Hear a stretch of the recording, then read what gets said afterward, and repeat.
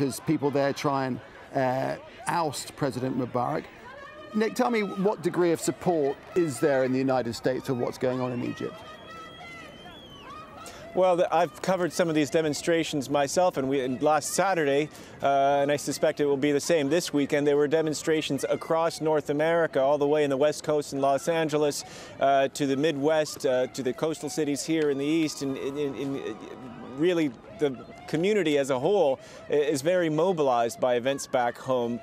Some of the people having fled Egypt precisely to escape the Mubarak government and repression there. So I think there'll be a high level of mobilization. It's not a big community that really influences the formulation of foreign policy in this country, but it doesn't really need to be, because there's widespread support for President Obama's position as it is now, bipartisan support here in Congress, but that bipartisan support is not the same as the position that we had about 100 people outside the White House here earlier. They want Mubarak to step down now, and that's not really what you're getting coming out of the White House, although some senators have come out and said Mubarak should go now. There's not a lot of policy momentum for that to actually come about.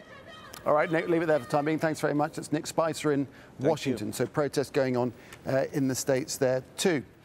Now, the Secretary-General of the United Nations also spoke earlier, speaking in Berlin, in fact. Ban Ki-moon called for elections to be held just as soon as possible. Regrettably, the situation during the last few days have taken a deeply